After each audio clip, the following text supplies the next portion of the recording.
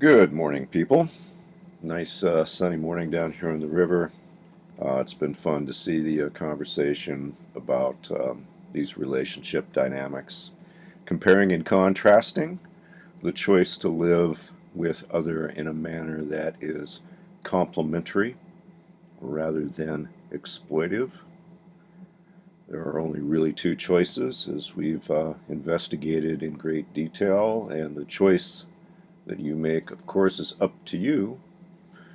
But the consequences of the quality of your relationships, all of your relationships in life, will be predetermined by how it is you choose to interact with other, whether that's your intimate partners, or the world that you live in, or the inner dialogue you might hold with yourself.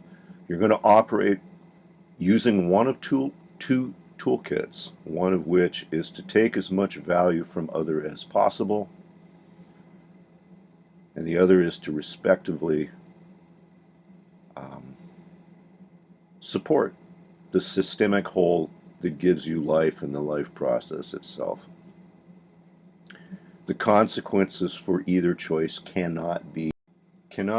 simply cannot be overstated. They are profound. One is a choice to seek death, and the other is to be a co-participant in the creative process that we call life.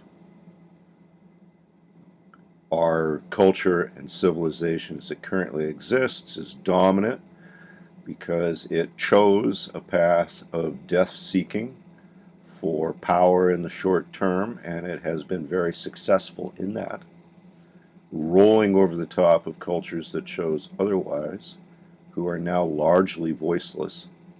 We get a perspective from the experience that we come from that our way of looking at things is human nature, but it's not. It's simply human nature as it manifests itself inside a death-seeking civilization. There are other ways to live and to relate to the world.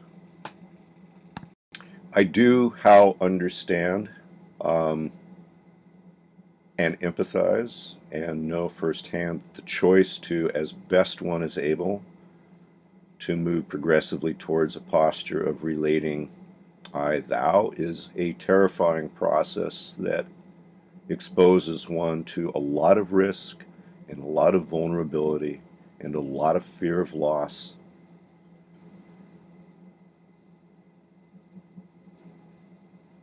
Yes, I mean this is for real.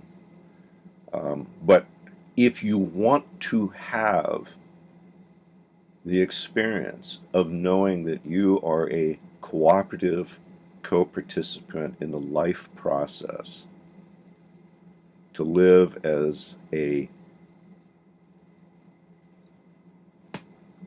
co-participant in creation, so to speak, rather than a mere destructive element, it takes choices and consequences. One will be forced to live differently. The toolkit necessary to live in this manner must be developed over time and refined. The chisels, so to speak, of carving for oneself this future need to be well honed and ready at hand, and there needs to be skillful hands to wield them, and that requires actual, actionable practice in every opportunity for relating that one finds oneself in the immediate experience of. And this can be a bit of a lodestone or a diagnostic for us because there are many voices out there who are elevating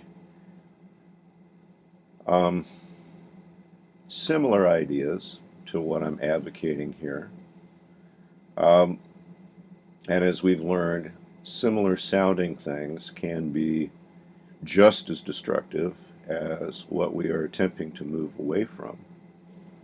I can promise you that if we understand that if anyone omits the ability to demonstrate love